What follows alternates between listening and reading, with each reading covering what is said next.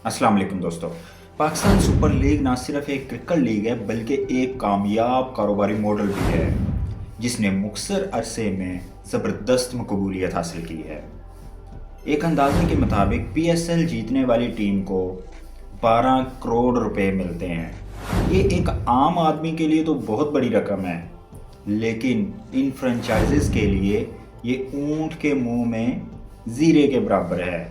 Pakistan super league की franchises की मालियत 600 करोड़ से लेकर 2000 करोड़ तक है और एक पीएसएल का मैच मुनक्कद करवाने के लिए तकरीबन 140 करोड़ रुपए दरकार होते हैं। तो ये फिर 12 करोड़ का प्राइज़ मनी जो है, इसके तो कोई मायने नहीं हुए इनके लिए।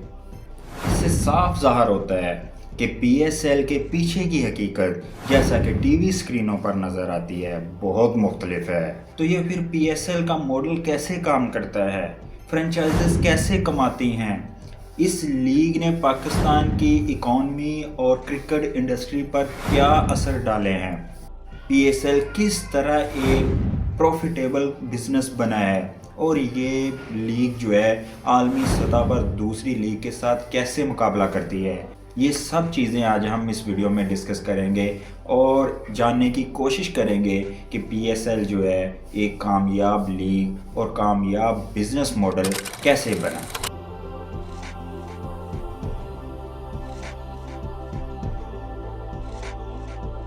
पीएसएल तर्ज की क्रिकेट शुरू कहाँ से हुई, जिसमें मुख्तलिफ फ्रेंचाइजेस जो है आपस में मुकाबला करती हैं।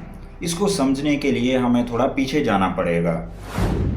2007 में दुनिया में एक न्यूज़ ने हंगामा बर्पा कर दिया जब सबको ये खबर सुनने में मिली कि इंडियन क्रिकेट में एक लीग स्टार्ट होने जा रही है जिसका नाम था आईसीएल, जिसको इंडियन क्रिकेट लीग कहते थे। आईसीएल को स्टार्ट करने वाली एक इंडियन प्राइवेट कंपनी थी जिसको जी इंटरनेशनल एंटरप्राइजेज कहते हैं। ये कंपनी इंडिया में बड़े बड़े टीवी चैनल्स को ऑन करती है, जैसे जी टीवी, जी न्यूज़ वगैरह। अब यहाँ पे बात ये काबिल गौर थी कि ये एक प्राइवेट कंपनी थी, किसी मुल्क की गवर्नमेंट ऑन कंपनी नहीं थी, इसलिए आईसीसी ने आईसीएल को ऑन करने से इनकार कर दिया। आईसीएल भी फ्रेंचाइजीज लीग पर ही मुश्तमिल थी, जिसमें मुख्तलिफ शहरों की फ्रेंचाइजीज कम्पीट करती थी और इसमें प्लेयर वोट किए जाते थे। ये दुनिया में पहला आइडिया था जो कि क्रिकेट में फ्रेंचाइजीज लीग की बुनियाद बना। क्योंकि इस लीग को आईसीसी ने अप्रूव नहीं किया था, इसलिए ये ज़्यादा देर चल नहीं सकी और 2008-2009 के एडिशन के बाद ये वाइंड अप होगी। तो यहाँ पे बारी आती है फिर आईपीएल की। 2008 में इंडियन क्रिकेट बोर्ड के वाइस प्रेसिडेंट ललित मोदी ने दुनिया को हैरान कर दिया जब उसने आईपीएल की बुनियाद रखी और इसमें मुख्तलिफ इंडियन सिटीज़ की 8 फ्रेंचाइजेस शामिल की, जो कि बहुत बारी बारी रकम में बोर्ड की गई थी। इसमें बॉलीवुड के स्टार्स भी शामिल थे, क्रिकेट लीजेंड्स भी शामिल थे, जिस वजह से इस लीग ने पूरी दुनिया में धमाका कर दिया। अप्रैल 2008 में स्टार्ट हुई और आज तक ये बड़ी कामयाबी से चल रही है। अब आईसीएल जो है वो आईसीसी की अप्रूवल ना होने की वजह से 2009 में वाइंड अप हो गई, लेकिन आईपीएल जो है उसको बीसीसीआई का भी बैकअप था, आईसीसी का भी बैकअप था और दुनिया के तमाम मौजूदा स्टार्स प्लेयर क्रिकेट के जो थे वो इसमें पार्टिसिपेट कर रहे थे, जिसकी वजह से आईपीएल जो है वो दुनिया का एक बहुत बड़ा ब्रांड बन गया। अब आईपीएल जो है उसकी वजह से इंडियन क्रिकेट को बहुत ज़्यादा फ़ायदा हुआ। उनके जो जूनियर लेवल के क्रिकेटर थे उनको ग्रूमिंग का मौका मिला और इस बिज़नेस मॉडल की वजह से उनकी क्रिकेट भी स्ट्रॉन्ग होना शुरू हो गई। उसी एग्जाम्पल को देखते हुए पाकिस्तान क्रिकेट बोर्ड ने भी अपनी एक लीग करवाना चाहिए। जब पाकिस्तान क्रिकेट बोर्ड ने देखा कि इस तर्ज की लीग का बहुत ज़्यादा बेनिफिट है, तो पाकिस्तान क्रिकेट बोर्ड ने पहली बार 2012 और 13 में ज़का अशरफ की ज़ेर निगरानी, जो कि उस वक़्त पीसीबी के चेयरमैन थे, इस पाकिस्तान सुपर लीग को करवाने की कोशिश की, लेकिन वो इसमें ज़्यादा देर कामयाब नहीं हो सके, इसलिए ये प्रोजेक्ट पोस्टपोन हो गया। फिर 2015-16 में नजम सेठी ने इसका बेड़ा उठाया और उन्होंने इस लीग को बड़ी शानदार कामयाबी के साथ इसको मुनक्कद करवाया। अब पाकिस्तान सुपर लीग का बिजनेस मॉडल काम कैसे करता है? इसका जो गवर्निंग बॉडी है वो पीसीबी है। पीसीबी हर चीज़ को कंट्रोल करता है ऊपर बैठ के, और इसके दूसरे जो 3 मेन कंपोनेंट और भी हैं। इसमें सबसे पहला जो है वो इसका ब्रॉडकास्टर है। ब्रॉडकास्टर मीन दोस्तों, जैसे जब पीएसएल मुनक्कद होती है तो जो मैच हम लाइव टीवी पर देखते हैं वो ब्रॉडकास्टर ही हम तक पहुंचाते हैं।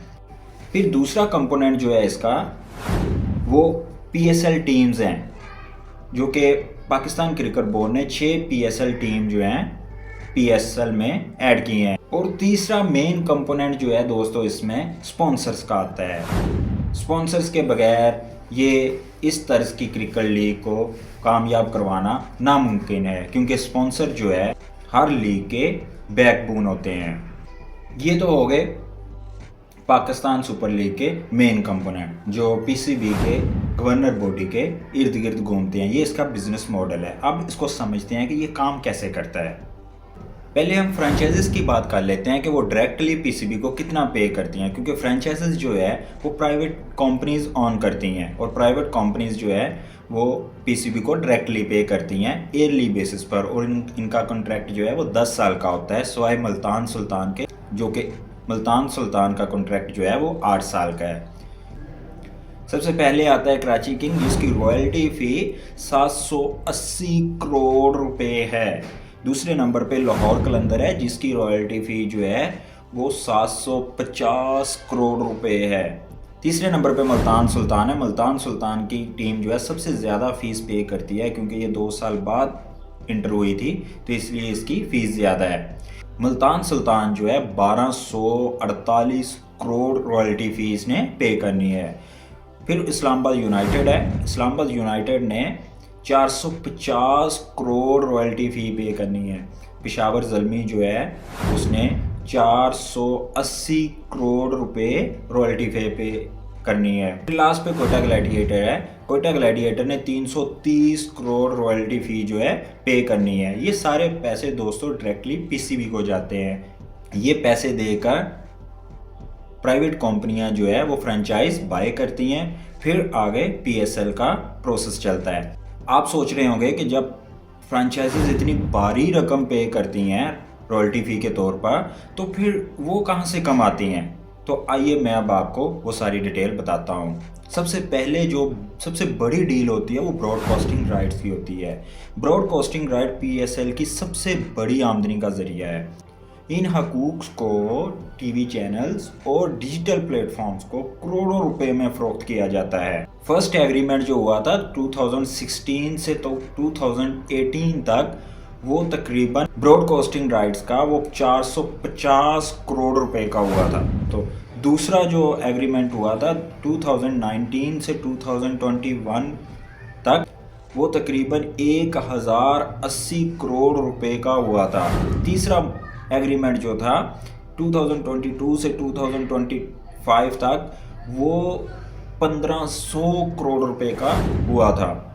ये ब्रॉडकास्टिंग राइट्स होते हैं जो कि आप मैच जो है वो टीवी चैनल पर या किसी भी ऑनलाइन प्लेटफॉर्म पर देखते हैं। इन डील्स में जितना भी पैसा आता है इसमें से 95% पैसा जो है वो फ्रेंचाइजीज के पास जाता है और 5% पैसा जो है वो पीसीबी के पास जाता है। पाकिस्तान में broadcasting writes a sport, PTV sports, 10 sports, जबकि आलमी सतह पर स्काई स्पोर्ट्स, विलो टीवी और दीगर नेटवर्क्स पीएसएल मैचेस नशर करते हैं, जिससे ब्रॉडकास्टिंग की आमदनी में इजाफा होता है। अब हम बात करते हैं स्पॉन्सर्स की। स्पॉन्सर्स दरअसल 2 तरह के होते हैं। एक होता है टाइटल स्पॉन्सर और एक होता है ऑफिशियल स्पॉन्सर। तो जो टाइटल स्पॉन्सर होता है वो मोटी आमदनी देता है। मैं आपको उसकी तफसील अब बताता हूँ। टाइटल स्पॉन्सरशिप में स्टार्ट से लेकर अभी तक HBL ही स्पॉन्सर है। जैसे हम PSL को बोलते हैं HBL PSL, तो ये PSL के नाम के साथ उस कंपनी का नाम जुड़ जाता है जो टाइटल को स्पॉन्सर करती है। उसकी डील जो है वो अभी मैं आपके सामने रख देता हूँ। 2016 से 2018 तक HBL ने स्पॉन्सर किया था, जिससे फिर हम HBL PSL बोलते थे, और इसकी टोटल मालियत थी 210 करोड़।